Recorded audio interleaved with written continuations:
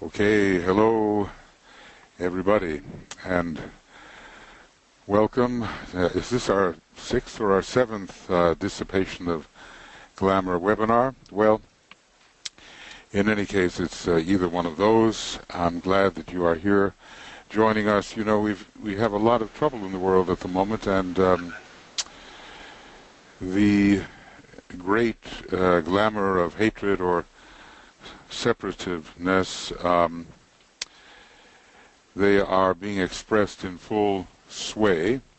You know about the events in France, and this is just an ongoing repetition of the violence expressed through hatred and separation. Hatred is, interestingly, the second of the emotional heads of the Hydra, and separativeness is the second of the mental heads of the Hydra. And interestingly, DK, he often talks about them in the same breath, hatred and separation or separativeness. So I decided today to take a little risk here. You know, we've been working on our individual glamours, and we need to continue doing that, and we will continue doing that. But I thought that we would together explore the issue of hatred, you know, a little bit from what has been said by Alice Bailey and DK, and then do a world glamour meditation. You basically have the foundation for that because you know how to create that focused beam of light, but we will work on a larger scale today and see if we can contribute something to the dissipation of those internal causes which presently are causing those on the 6th ray primarily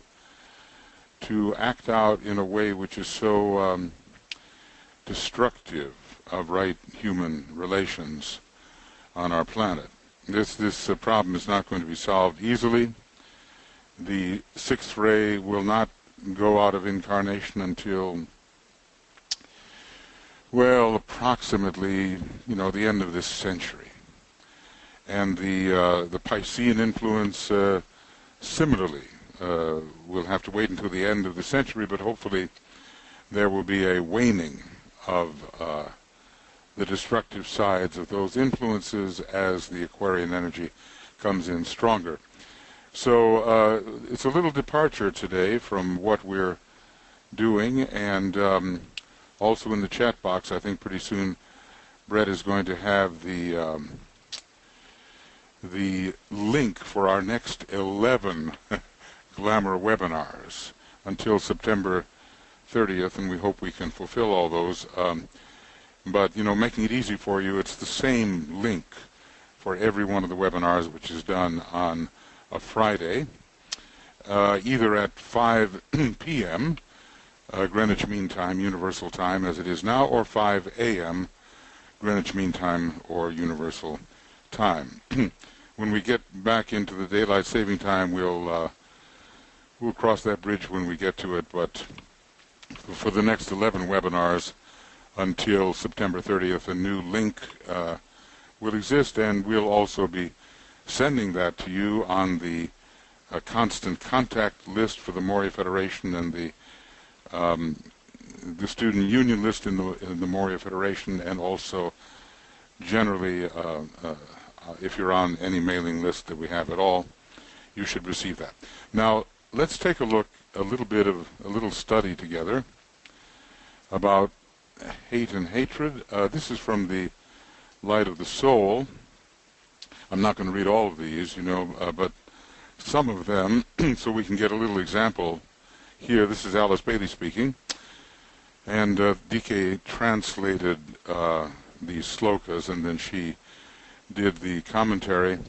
So hate is aversion for any object of the senses. Now, you know, please remember that the senses are not only 5. When you really look at it, anything that's going on in the lower 18 subplanes can be considered the senses. So the senses exist also on the astral plane, and they exist on the lower mental plane.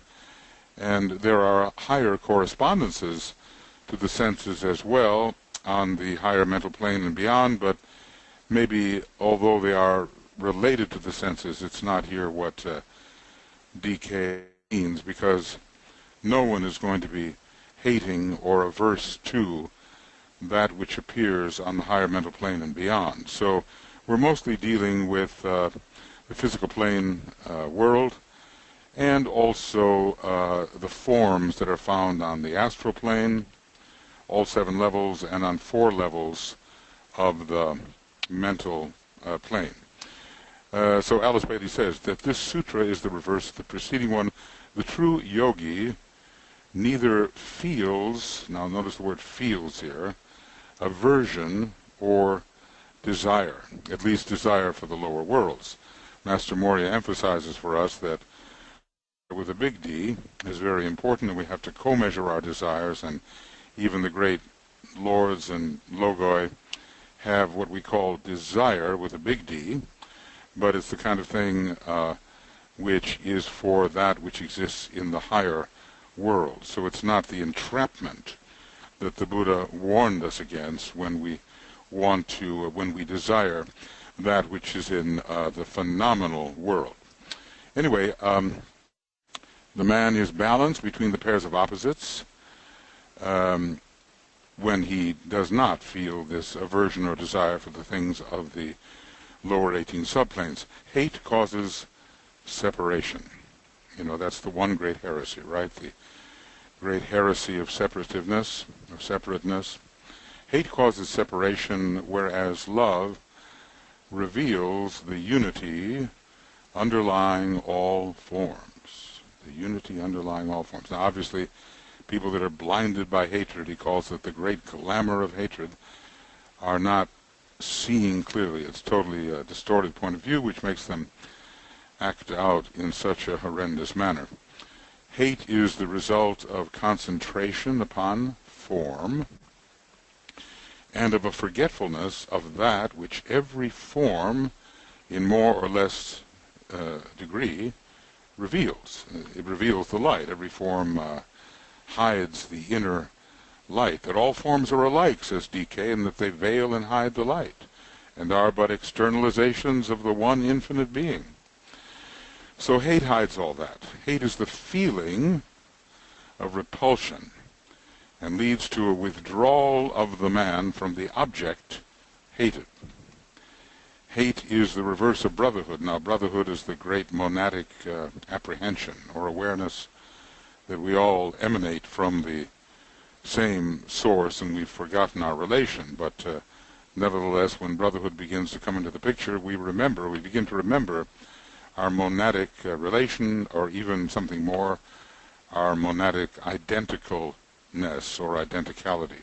Hate is the reverse of brotherhood, and therefore is the breaking of one of the basic laws of the solar system, since it is a second-ray solar system. Our solar logos has the second-ray personality and the second-ray soul.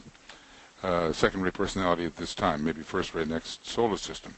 Hate negates unity, and remember the will to unify is the great second-ray type of will. Hate negates unity, causes barriers to be built, and produces those causes which lead to crystallization, destruction, and death. That's the, basically death is caused primarily through, at least with respect to the element earth, by crystallization. And when things become rigid and brittle, they can be shattered easily. It's a Vulcanian thing. It is energy used to repudiate instead of to synthesize, and therefore runs counter to the law of evolution. It might have been, somewhat useful in the involutionary cycle when things had to separate out from each other, but it's not useful when we're trying to re-amalgamate, following the dictates of desire, according to the law of love. Now, Alice Bailey goes on here. She says, hate is the result of the sense of personality and of ignorance plus misapplied desire. those three. Sense of personality, when we think of ourselves, we think we are the personality. We're ignorant of all of our connections with others, and we misapply our desire towards things which are, in the long run, not worth it. It is almost the culmination of the other three. It was the sense of personality and of extreme ignorance coupled with desire for personal gain which produced hatred of Abel in the heart of Cain and caused the first murder or the destruction of a brother's form. Now, of course, that whole Cain and Abel thing, it runs a lot deeper than Alice Bailey is here describing. It's really a contest between Vulcan and Mars, and Vulcan eventually wins and overcomes the desire that Abel had. So it's really all about the higher centers of will subduing the energies of the solar plexus. But, that's a deeper matter. The basic idea is here. There was a desire for personal gain. There was a sense of personality. We all have to check ourselves out in that respect. This should be carefully considered, for hate in some degree, aversion to some extent, is present in every human heart. Now, he says heart, that can be sort of a metaphor. It's not necessarily the heart center, but it means in the human psyche. Only, however, when it is entirely overcome by love or the sense of unity, will death, danger, and fear, those are such Martian things, aren't they, pass out of the ken of the human family. So this is from the light of the soul, very important ideas. I'm going to read just a little bit more, and then we'll have a chance to discuss these. I just want to stick to the point tonight. The world situation is so serious, and the Master has, warned us about a religious war. All the ingredients are there, and the sixth ray is on its way out of incarnation, is taking a lot of people with it. It is a very difficult period in the sixth ray conflict with the more benign effects of the seventh ray, which are far more mental and reasonable. So we're living in this incredible interaction, and it's causing the rapids and the turbulent waters and all kinds of confusion, and causing fear and a descent into the solar plexus, which may affect our decisions, which should be based upon other things. So we're in for quite a ride here, shooting the rapids, and the year 2025 is the year to aim for, when hopefully some of this turbulence will begin to subside as plans are made for the first stages of the externalization of the hierarchy. Okay, anyway, going on. In the presence of Him who has perfected harmlessness, all enmity ceases. It's an amazing thing. And remember what he said, that Book 3 and Book 4 of the Yoga Sutras are potentially even read by the masters, read by members of the hierarchy. Obviously, Patanjali was a great master, and, 10,000 years ago or whatever it was, and he set up a certain second ray, fifth ray method of understanding liberation, and it is followed by so many who know its value. This sutra demonstrates to us the working out of a great law. In Book 4, Sutra 17, Patanjali tells us that the perception of a characteristic, of a quality, and of an objective form is dependent upon the fact that in the perceiver, this is important here, in the perceiver, similar characteristics, qualities, and objective capacity are to be found. This similarity is the basis of perception. This is very interesting. The same truth is hinted at in the first epistle of John, where the words are found, "We shall be like him, for we shall see him as he is." This, relates to seeing the Christ or seeing God or seeing the soul. One, only that can be contacted which is already present, or at least partially present, in the perceiver's consciousness. As DK says, maybe not to the same degree, but present. If enmity and hatred are therefore to be found by the perceiver, it is because in him the seeds of enmity and hatred are present. Now that's, that's something we should all really look at. It's the basis of projection, and there's so much of it. The other guy's the bad guy, and we forget that within our own nature are these same qualities we're seeing in someone else. It's the great psychological mistake, and the sixth ray does it all the time, and when we finally get onto the second ray, we begin to see that the evil is within ourselves too. So, if enmity and hatred are therefore to be found by the perceiver, it is because in him the seeds of enmity and hatred are present.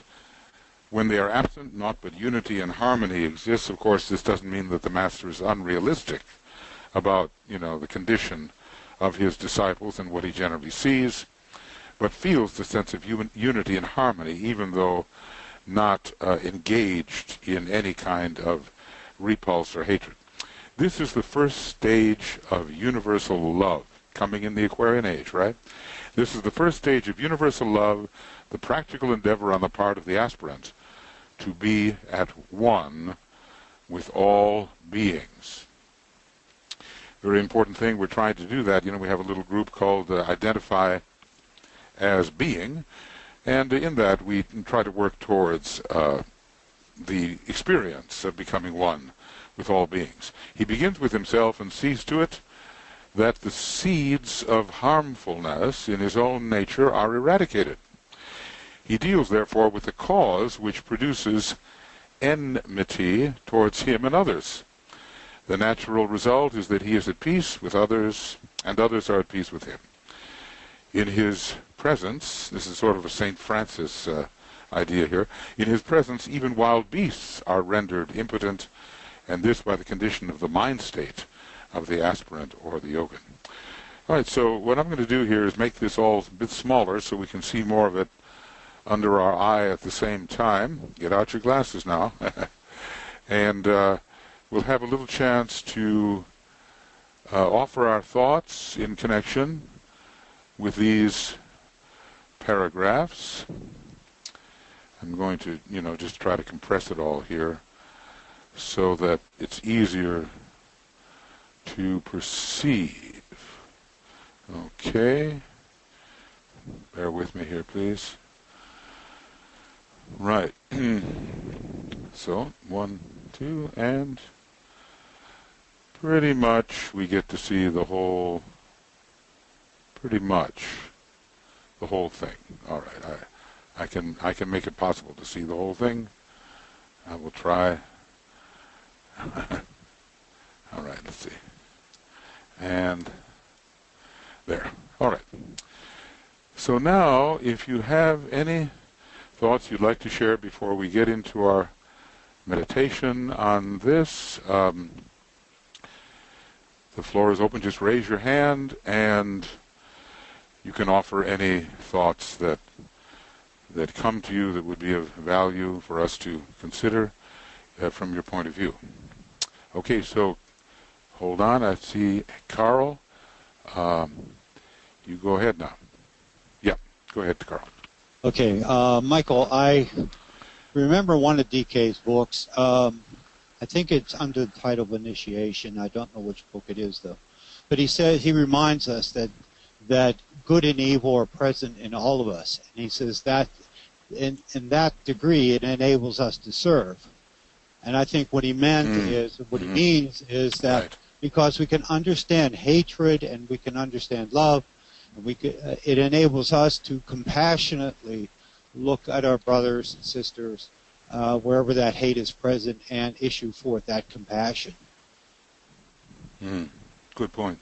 Good point. We are, after all, a member of the fourth kingdom of nature, right? So, we have the pairs of opposites built into us, and especially, until we have completely regenerated the elemental forms which create our personality, we are going to be subject to the negativity of the matter on the 18 lower subplanes, and that's all matter from the first solar system, which has to be redeemed. You know, it's the old man, or the natural man, or everything that St. Paul was railing against, you know. All of that is an inheritance that we as human beings have. So the masters have had that too, and they've worked through that, and it helps us to relate to people that are going through that just as we have gone through it, you know, for many, many years. We just have our hand extended downward and our other hand extended upward, and it's all part of the great chain of hierarchy, and then we can help. So we're not there yet, and because we aren't, we can serve, you know. We can serve in that way. Yep, thank you, Carl. Thank you. Other thoughts about this? Other thoughts about these? Yes, Tuija. Yes, Tuija, go ahead. I hope I can hear. Can you, am I, Brett, are you hearing me? Are you hearing Tuija? I hear you, Michael, but not Tuija. Whoa, I'm afraid can you hear me? I can hear you, Michael. Yes. And are you hearing Tuija? No. You're hearing Tuija? No, I'm not hearing Tuija. Something's wrong there. Okay, Tuija, check your, the volume on your computer. Sorry. And then, you know, when you can, I'll tell you what I'm going to do. I'm going to transfer you over here to the other side. Yes, Tuija, maybe that will help. Muted. Okay, and you're on, yeah. Okay, and as soon as you recover your sound, you know, we'll hear what you have to say. Other folks. Oh, but now do you hear? Now, yeah. Now we hear you. Go ahead. Go ahead. Me now. Do you hear me now? I had been muting myself. So okay, thank you, Carl. I was. He was reminding me about one thing. What? Do you hear me? Go ahead. Yes, keep going. Hello. Yes. So it was reminding me about one saying that there was two monks who were walking, and they are passing a person who is full of hatred and is doing something bad to the other one. And when the older monk goes by, he does nothing for that who was the victim. Okay. But when he comes to the one who was hating and who was full of rage, the monk started to cry. So then the younger monk is asking that, why you are crying for the one who was full of hatred, and you did nothing for the other one who was victim? And then the older monk says, no, I am just crying for him because I'm thinking how dark is his life. Mm-hmm. Okay. Yeah, that was only a story. Thank you. And I just want to check something. Brett, are you hearing Tuija clearly, or is it just my computer? You're coming through fine. You're both coming through fine. So you were hearing Tuija? Oh, you were hearing Tuija well. Okay, because I have a problem receiving. So I hope someone is recording this other than myself, because my reception is bad. Thank you. Thank you, Tuija. Okay, and we have Nikolaos. There you go. Go ahead, Nick. Go ahead. All right. The problem with hatred, which is of religious origin at this point, is perplexed by the fact that it is also mixed up with political thing caused by lower demonstration of the qualities of seventh ray. Because the application of organization is devastating to populations, the populations of the area, in the area of the Islamic fundamentalization, and so this sort of hate is originated from maybe three sources. One source is the fact that they are trying to tackle the reformation of Islam. The second factor is, of course, the sixth ray influence, which is withdrawn, and the other factor, the third factor, is the imposition of the organization, of the lower aspect of organization that is implied by the seventh ray quality of Aquarius.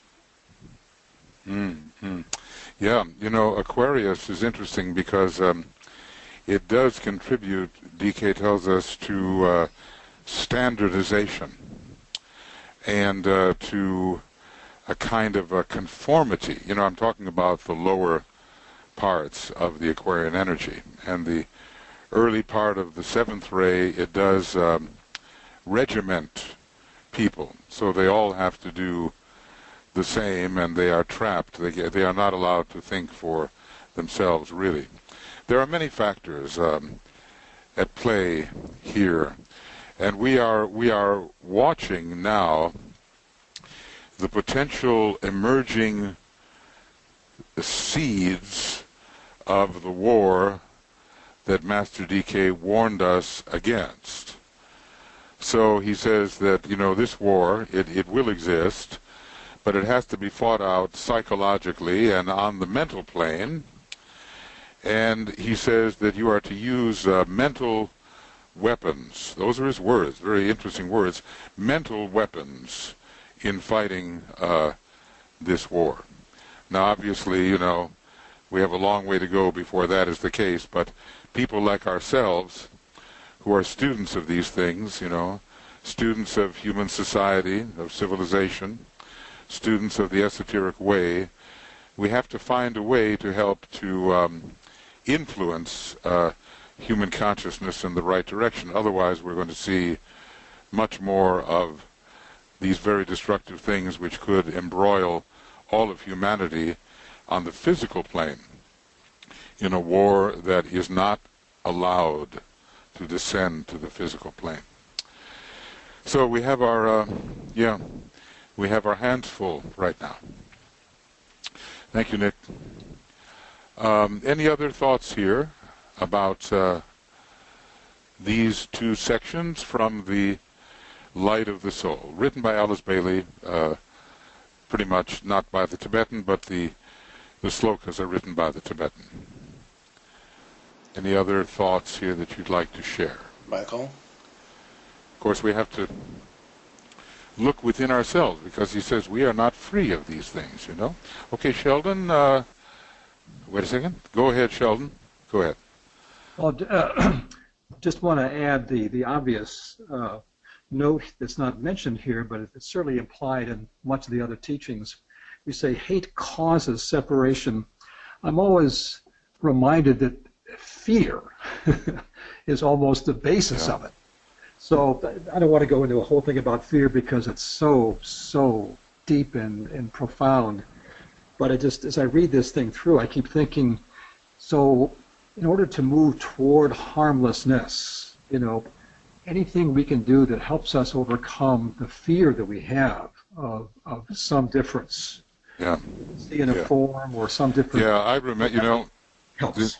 Yeah, go ahead. I'm sorry, because I'm not hearing, I'm hearing very, very little of what you say, so I hope Brett is hearing it. No, well, but I'm picking up a word or two. Just a note about fear. Causing separation, perhaps, and hate following that. And perhaps that we can, whenever we can, as we find ways to overcome the fear due to any cause, I think we could begin to see some degree of connection, some basis for potential harmony or unity in any situation. Okay. Okay, Sheldon, I'm so sorry, you know, I won't be able to say a thing. I only got about 3% of what you said. But that as always, that what you said is very good, and I trust that Brett or someone is making a recording, because mine will be completely useless. So I remember from an old movie long ago, 60 years ago, and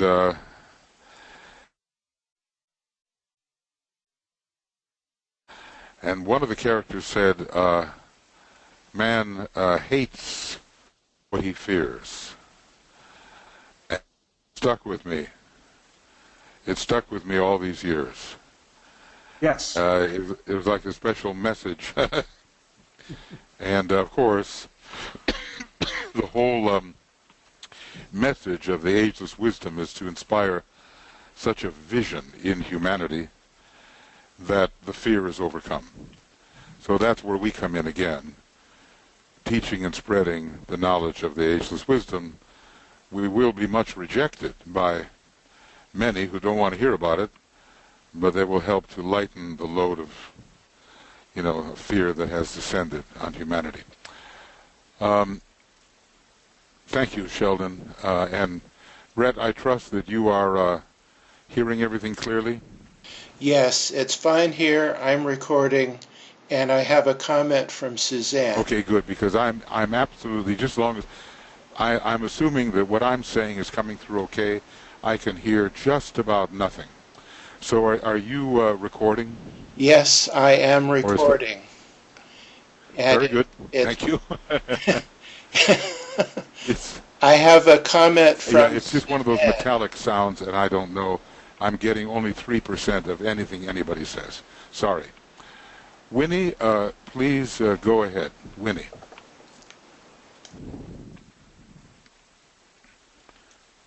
You're on mute. You're on self-mute. You have to take yourself off self-mute. Press a green button somewhere. You're still on self-mute. You need to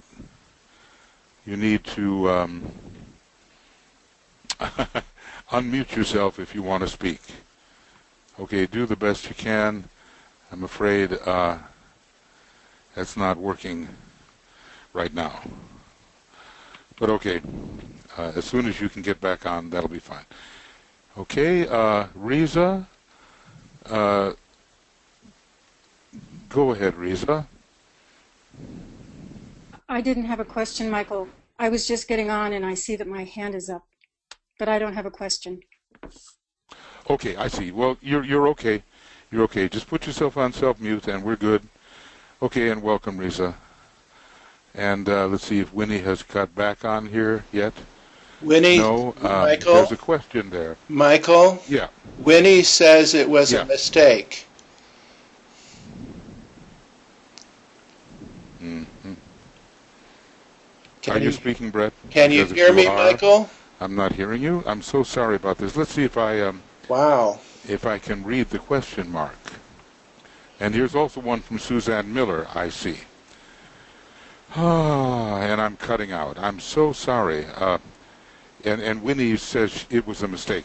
Okay, I have something here from Suzanne Miller that I located. The word evil is the word live, spelled in reverse. Also, evil, live, veil, vile. All those are permutations. The word evil is live in reverse.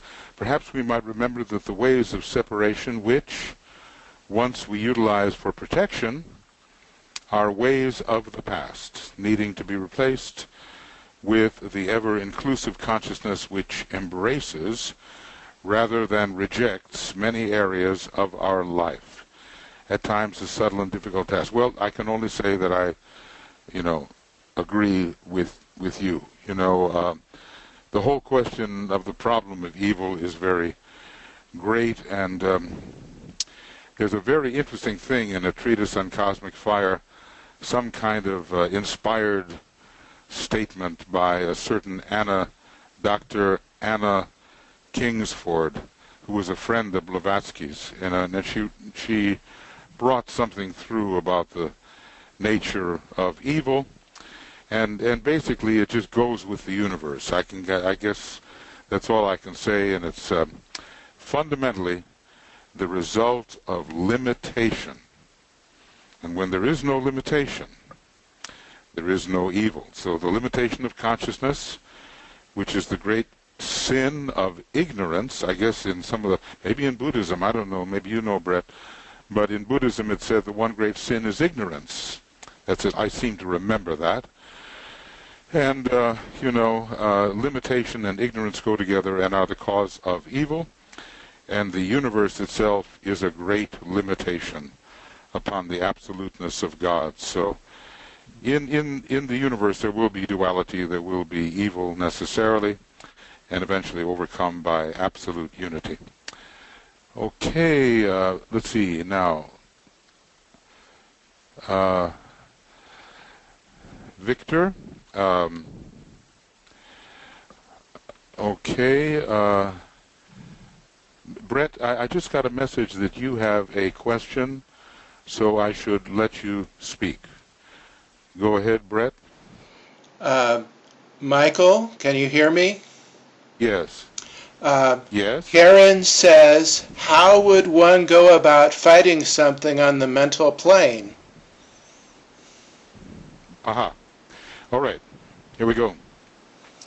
Statement in this book, the Yoga Sutras. It's a very simple formula. It's not the only formula. When thoughts contrary to yoga arise, create thoughts that are contrary to the contrary thoughts. In other words, create the opposite type of thought to the offensive thought.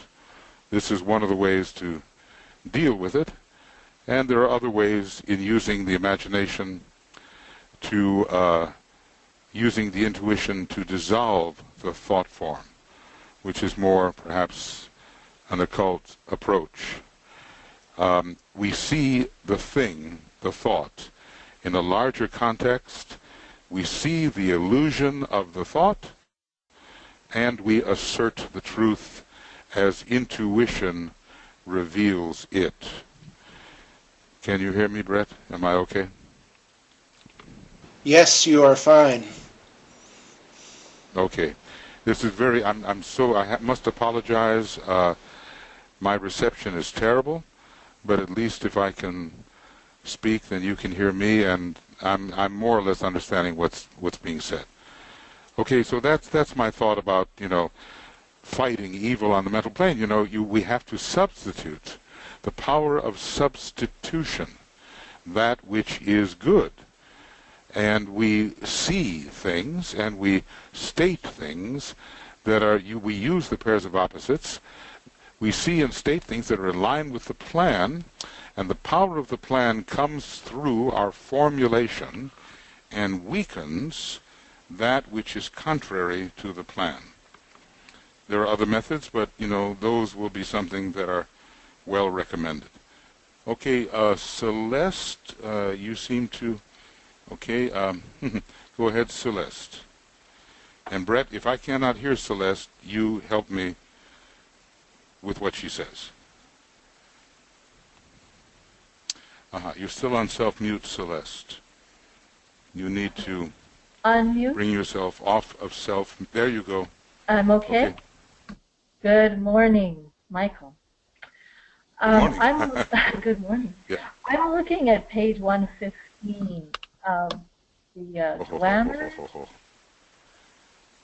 I'm not going to hear you, so. Oh, you can't hear me? So Brett will hear you, and he will type something, or to help me respond. I'm so sorry, but I cannot hear. I cannot hear. Even when I raise my volume. No. It is intermittent. It is one of those terrible electronic things. Sorry. Okay. It's not the sound of your voice. Brett can hear me then? Brett can hear you, so you go ahead. Okay. Yes. So on page 115, these glamours are dependent upon the expression of the different forces which constitute a man's lower nature. of which he is becoming increasingly aware, and which pass through the stages of emergence into recognition, potency in expression, and violence in conflict, until the struggling soul sits down, as did Arjuna, in the midst between the two opposing forces, and then asks himself these questions. And I'm just looking at hate and hatred and the world situation as the necessary, unfortunately, I would say unfortunately, and yet the necessary developments for us to be in Arjuna's position. Really, no escaping Arjuna's position. We are forced to choose the middle ground. Yeah. I'm so sorry, Celeste. I wonder, Brett, Michael? can you boil that down for me? I mean, Michael? we are all Arjuna. Michael, can you hear me? Humanity is Arjuna. Can you hear me, It's Michael? a fourth ray position. I guess you can't hear me, Michael. Or maybe, Brett, you would like to answer it or make a comment, because I am out of the running here.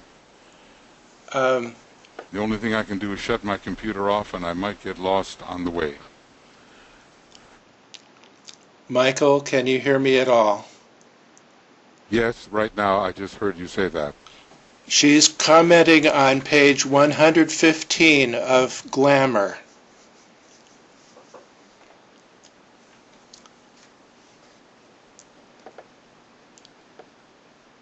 Maybe not. Okay, I'm so sorry. I just got the word Arjuna. Yes. Basically. That could be all that's necessary. And, obviously I cannot hear you, Brett. I cannot hear Celeste. And if I try to go off the air, I will get lost. We could try it, and then you could, well, I don't think I dare do that. So anyway, look, Carry on. Arjuna is in the chariot, and Krishna is the advisor. And until Arjuna makes the fourth ray decision to turn the guidance of the chariot over to the voice of the soul, there will always be this torn situation, because he's caught between the two aspects of his nature, and he does not know how to overcome by aligning with the soul and being infused by the soul. Now, humanity is in a terrible quandary. It doesn't know which way to go. It's caught between the pairs of opposites, and the lower of the pairs of opposites is even stronger, it seems, than the higher. Such is humanity's condition. So we people who know something about the higher of the pairs of opposites have to introduce the methods into human consciousness whereby they can contact this guiding force that will guide their chariot. It's very interesting because the chariot in the tarot is the sign Cancer. And Cancer rules the entire personality, the entire fourfold personality, which must be guided by the sun of life, which is Krishna. Now, maybe that had nothing to do, Celeste, with what you said, and I'm so sorry that I am completely unable to hear. We've had bad weather here, but I think basically I just need to turn my computer off and start again, but I don't dare do that right now, because I do want to lead this meditation, so apologies to you if I was totally off the subject. As a matter of fact, what I'm going to do right now, if it's okay with you, let's see, there seems to be one more person that would like to speak, and that is Susan Manning. Susan, do you have a question? Brett, I don't know if you can get that question to me or type it out. I cannot see it, you see. I cannot see the question. So if you can give me the gist of it. Yes. Susan can you hear says, me now? oh, there we go. Okay, Susan, I hear you for a moment. Let's see Okay. how long it lasts. I'm just looking at all of this and thinking, with our Republican convention in the United States coming up and all the dissension that we're seeing all over the internet, how can we be harmless expressing our opinions when everybody is so polarized? It seems like there's so much hate on the internet. Yeah. Well, that's how it goes, and what Christ said, very interesting statement. I come to bring not peace, but the sword. And as the sword is the sword of discrimination between the way of the soul and the way of the personality. Now, we live in a Gemini country. That the United States is a Gemini personality country. And so the polarization between the higher brother and the lower brother, or if I can put it this way, the polarization, I don't want to get too political here, but the polarization between the blue and the red. The blue is Jupiter, the second ray planet, and the soul ray of the United States. The red is Mars, a non-sacred planet of the sixth ray, the personality ray of the United States. There is the whole story, the blue and the red, the second ray and the sixth ray, the opposites in Gemini. How will they be resolved? So, it's going to be very interesting. Okay, friends, this has never happened before that I've had such poor sound in receiving what you say. So I apologize for that. And what I'm going to do now, rather than sort of struggle through this, is if you can hear me, and Brett, you can tell me, I'm going to lead the meditation. And this is a different meditation than we've been doing. This is a meditation for the dissipation of world glamour, and we're going to work on the great glamour of hatred, underlay by the great heresy of separativeness, which is the illusion, The illusion is there, and the result is hatred. So let's begin with this, and Brett, am I coming through well enough for people to hear this meditation? Otherwise, You are coming through clearly. Thank you. And, okay, so now and then we will do some world glamour dissipation meditations. But now some of you have been here through the entire work of the last 6 times that we've been together, I think. And so you know our methods. Those methods will be included in this larger meditation. I don't mean that it's longer, it's just more encompassing. So we'll be relying upon what we have learned in the use of the meditation for individual glamour, and we're going to deal with the glamour of hatred. So let us all, despite the electronic interference, unite together on the plane of the soul.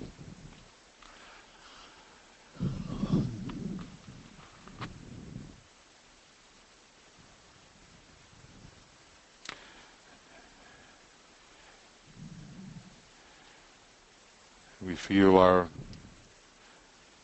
connection with each other on the plane of the soul, wherever we may be geographically.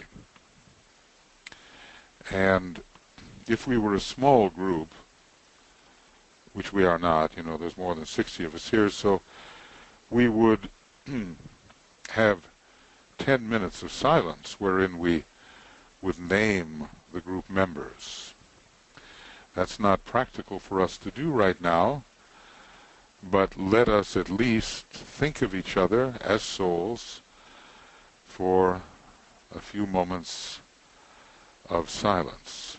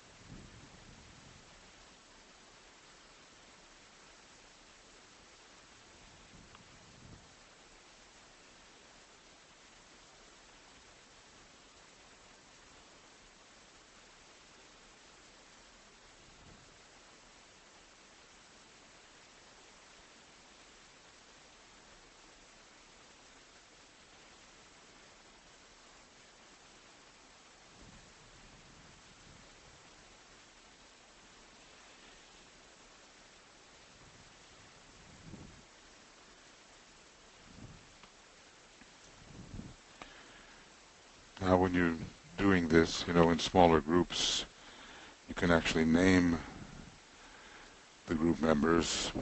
DK made the meditation for a group of 9 people, so then it was very practical to do that. But together, you can say out loud in your home, just as long as you're on self-mute, this protective formula. And we need that. And the cross of divinity that we're going to make is within the head itself, starting with the forehead and going from eye to eye. So we say aloud, with soul intent, as a soul I work in light, and darkness cannot touch me. I take my stand within the light. I work, and from that point I never move. And we make this elevated sign of the cross only in our head.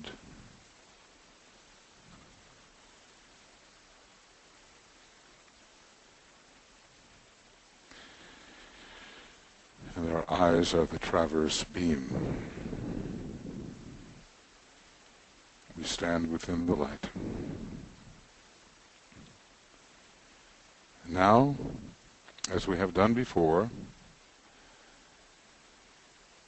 we imagine the light of matter coming from the lower parts of the personality and the light of mind. And we bring, breathing it up, we bring the matter, or the light of matter, breathing it up into the light of the mind, and we focus these two together on the mental plane.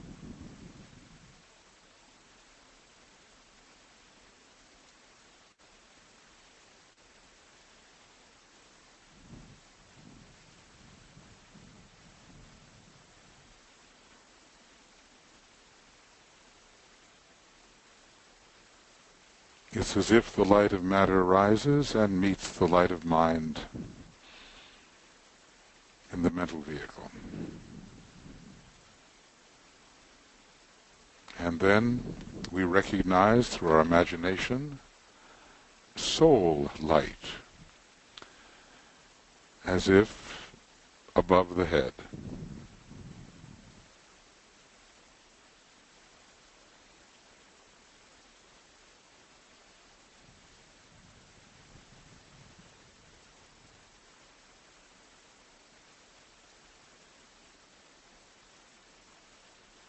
And we now bring the 3 lights together, the fusion of the 2 lesser lights with soul light, and we use the creative imagination to see this happening, and this fusion occurs on the plane of mind, within the mental body.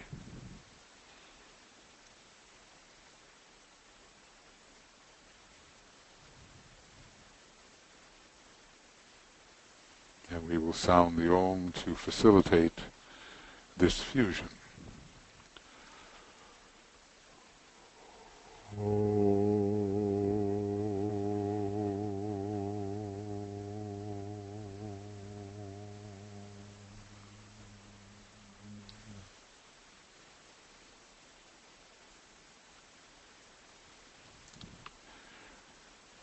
So the searchlight is ready to be used. It is retained on the plane of mind. It is a blend, a brilliant light, a blend of 3 lights. And then we say together, followed by the 3 Oms, we say together, the light is one, and in that light shall we see light. This is the light that turns the darkness into day.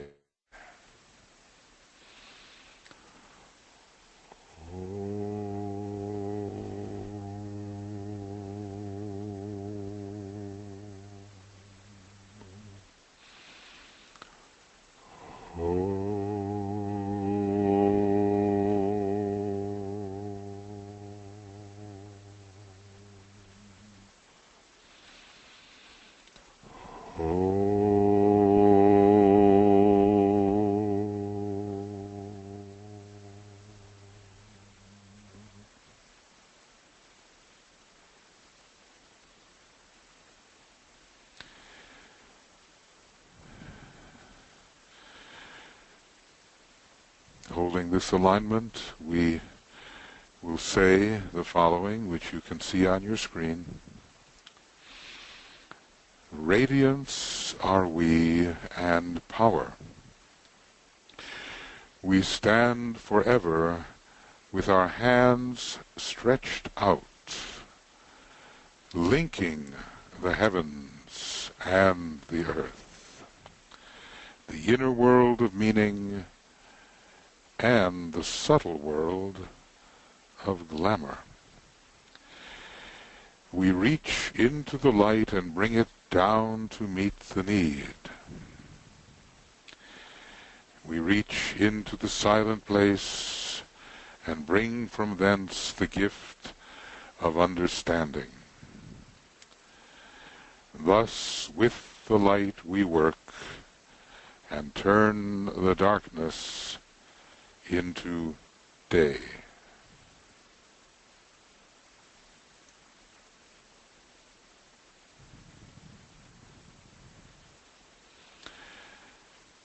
And now we begin to visualize that great searchlight we have created, and we're going to turn its light out onto the astral plane, where we will encounter that great glamour of hatred based on the attitude of separativeness, that glamour causing so much trouble. The light and the glamour will be brought together.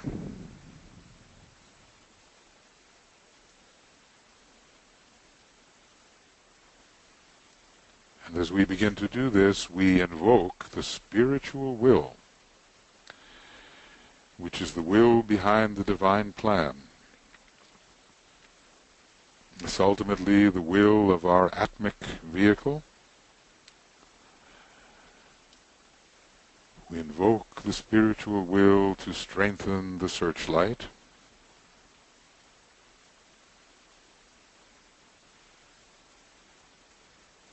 That will is our higher will, going through the sacrifice petals and into all aspects of the soul and into the mind, and supporting, strengthening the light which we have generated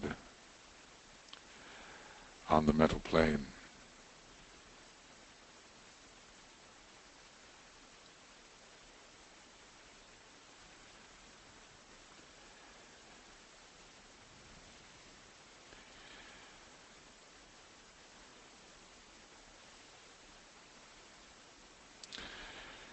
So we are reinforced by a great will. It is really the will of the hierarchy. It is the will of Shambhala. It's not personal. And it supports us in this light work. And we say, with power upon its beam, the light is focused on the goal.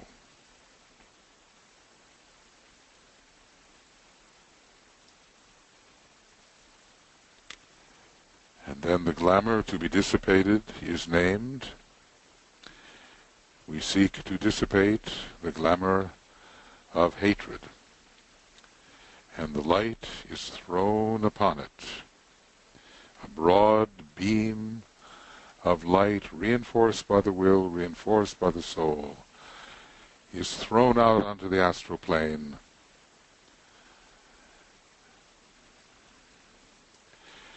And comes in contact with this glamour of hatred.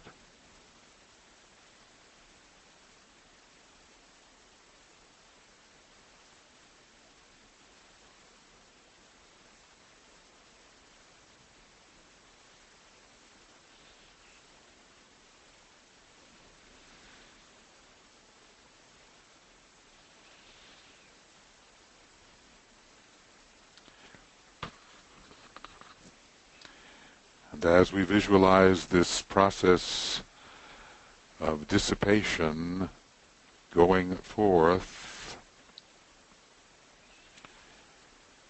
we say to ourselves, followed by an Om, 3 sentences: the power of our united light prevails.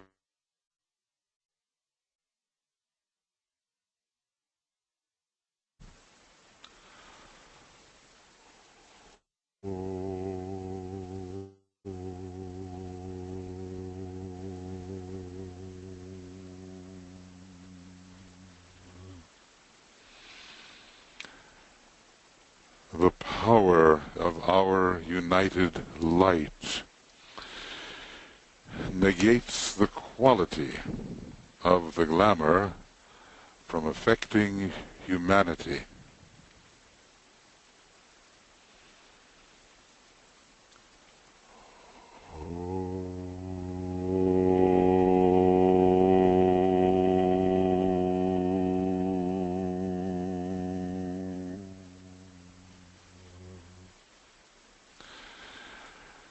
The power of our united light destroys the life behind the glamour.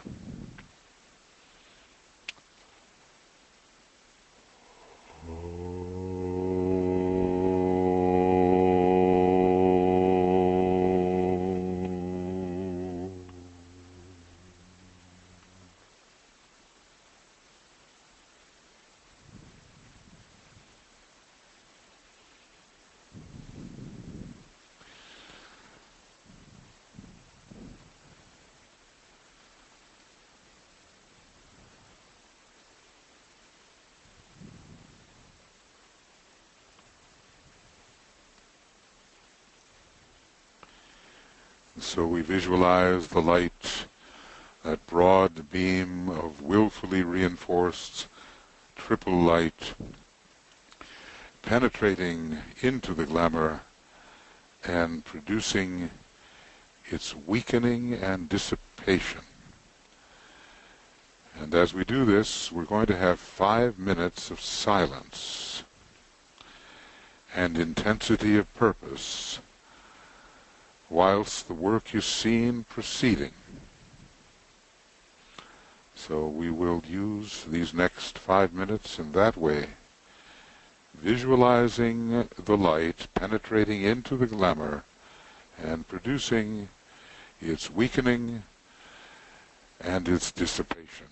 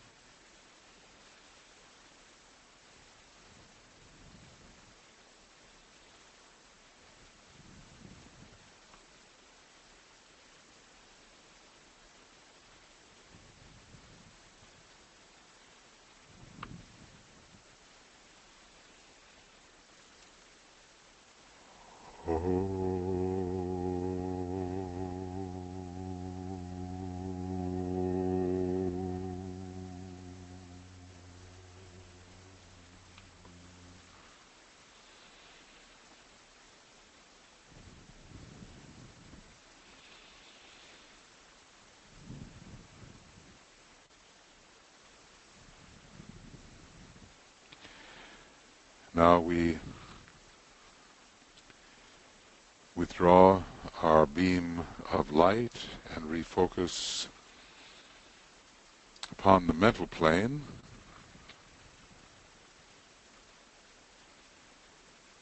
We turn our attention away from the astral plane and we seal this, as it were, the searchlight of the soul is turned off.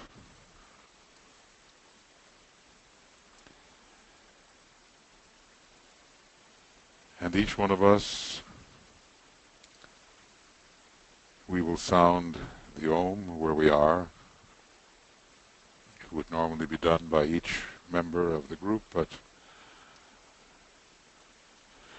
we will sound it together.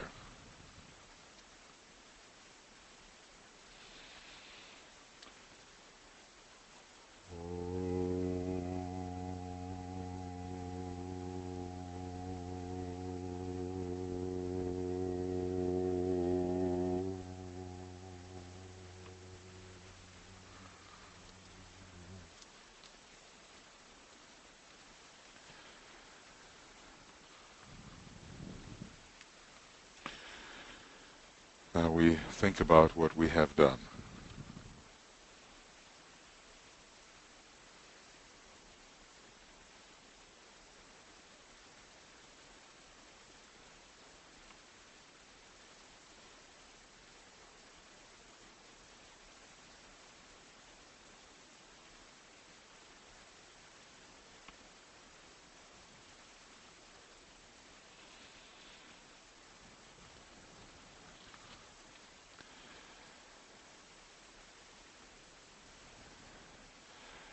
And of course, we cannot do this work if such a glamour, hatred, let us say, is active within us.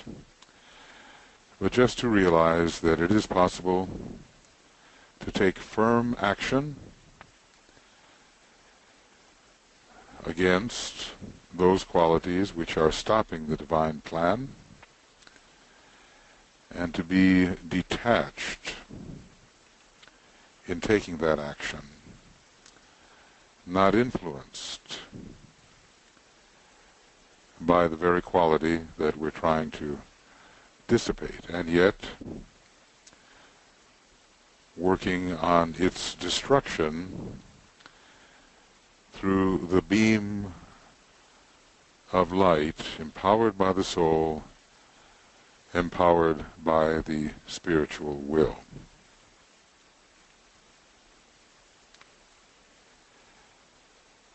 So I would like everybody to just stay in this. I'm not going to this time invite discussion. This is the first time we've done this meditation together. A little bit of opposition here in terms of what I could hear, but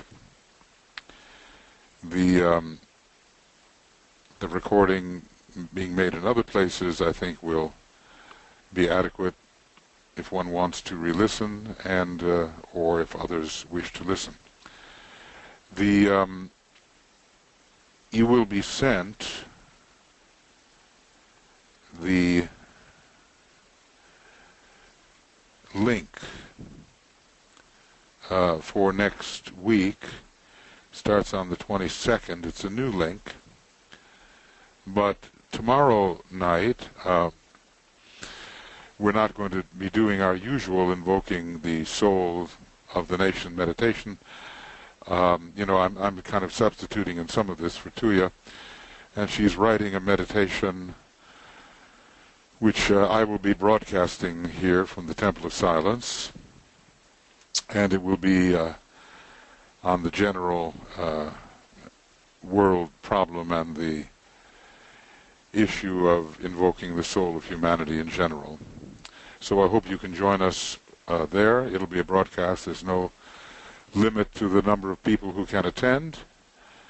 And I think in the chat box, I'm not sure,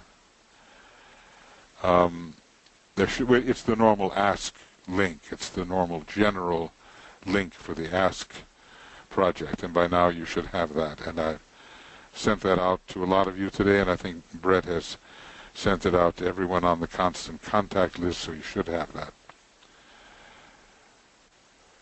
So, friends, just think deeply about the issue, about how we, working in the light together, reinforced by the light of the soul and the spiritual will, can do our part esoterically to help to dissipate these distortions, these lower forces, these tendencies which have humanity in thrall, in prison at this time.